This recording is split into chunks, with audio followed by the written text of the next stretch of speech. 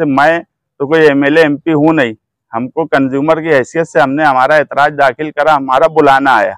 मगर MP MLA की हैसियत ऐसी थी कि वो डायरेक्ट अपना एतराज दाखिल कर सकते थे, उनको कोई एतराज पहले से एप्लीकेशन देने की ज़रूरत नहीं थी। मगर इस शहर ने ये भी देखा कि कोई एमपी कोई एमएलए ने MERC कमीशन में उस वक्त कोई एतराज नहीं दाखिल किया।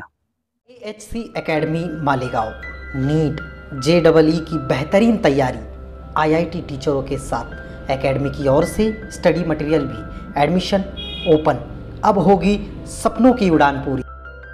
छत्रपति शिवाजी महाराज के पुतले के सामने, महेश नगर, मालेगांव। कलकत्ता कंपनी को गाइडलाइन के हिसाब से कामकाज करना चाहिए, उस हिसाब से नहीं कर रही है। उसमें हमने वो तकलीफ देखी और ये समझा कि कलकत्ता कंपनी मुसलसल जुल्म और नाइंसाफ़ी कंज्यूमर पर कर रही है और वो ये चाहती है कि वो कोई कायदे से काम ना करे, मगर हर बुनकर, हर घरेलू कंज्यूमर वो सब कायदे से रहें। तो ऐसा इस शहर में हो नहीं सकता। जब तक कंपनी खुद कायदे से कामकाज नहीं करती, उस वक्त तक वो कंज्यूमरों पर कायदा लागू करने के ताल्लुक से सोचेंगी तो ये इस शहर में होगा नहीं। हम ये भी देख रहे हैं कि रात में कलकत्ता कंपनी गब्बर सिंह के जैसा निकलती है मालेगांव शहर में, और मार्शल और राइफल के साथ निकलती है। ऐसा लगता है कि वो इस शहर को लूटने के लिए आए हैं।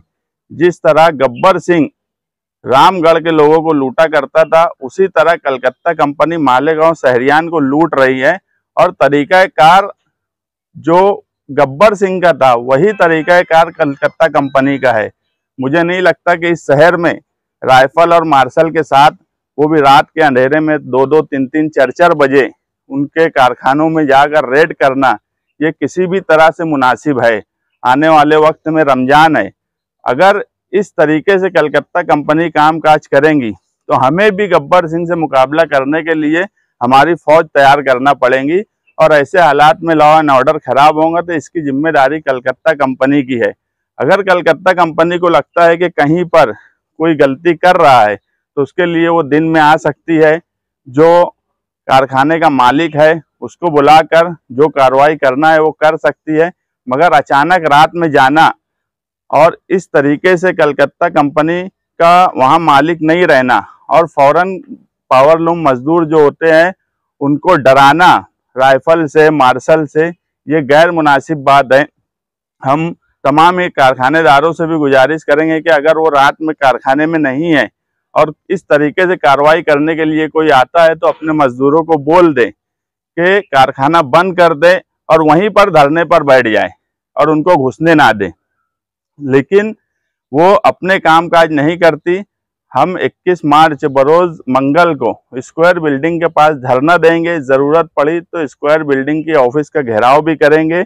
हमारे कुछ मुतालबात हैं जो हम लिख कर उनको भी देंगे, डिपार्टमेंट को भी देंगे, प्रांत ऑफिसर को भी देंगे। क्योंकि कुछ लोगों की शिकायत हमारे पास ऐसी आई है कि अगर कोई शिकायत के लिए कंज्यूमर वहाँ एप्लीकेशन देता है तो वो एप्लीकेशन भी वो लोग रिसीव करके नहीं देते। इस वजह से हमने कुछ लोगों को प्रांत के पास भेजा एप्लीकेशन लेकर कि आप वो नहीं ले रहे तो प्रांत ऑफिसर को दो और सही सिक्का लाकर हमको दो। ऐसे भी एप्लीकेशन आए हैं।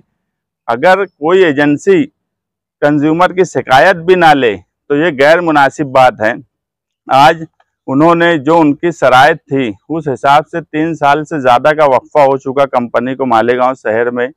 इंफ्रास्ट्रक्चर के ताल्लुक से हर साल 20 करोड़ रुपया उनको खर्च करना चाहिए था ताकि इंफ्रास्ट्रक्चर शहर में सही हो जाए।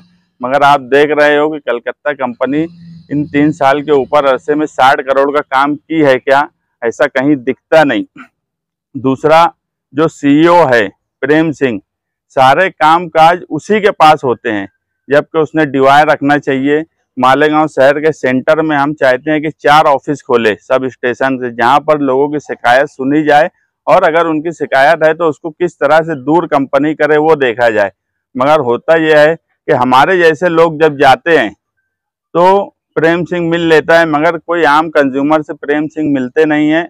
और सारे नीचे के ऑफिसर जो है वो एक ही बात बोलते हैं कि आप CEO के पास जाओ, और CEO हर वक्त कोई पब्लिक के लिए मिलने का वक्त उनके पास है नहीं। और इसीलिए सारे मसाइल खड़े हो रहे हैं, क्योंकि जब तुम लोगों को सहूलत देंगे नहीं, अगर उनकी शिकायत सुनेंगे नहीं, उनकी शिकायत पर लोगों का समाधान करेंगे नहीं, तो किस तरीके से लोग अपना काम काज करेंगे। ऐसी बहुत सी शिकायत कलकत्ता कंपनी से है, जो कि मीटर लेने वाले लोगों ने आज 2-2, 2.5 साल से अपना लाखों करोड़ों रुपया इन्वेस्टमेंट करके कारखाना लगाया है। आज 2.5 साल 2 साल का वक्फा हो रहा है, उनको मीटर दिया नहीं जा रहा, जबकि SOP standards of performance MERC का रूल है, उस हिसाब से टाइम बॉन्ड है कि आदमी एप्लीकेशन देंगे तो कितने दिन में उसको मीटर देना चाहिए।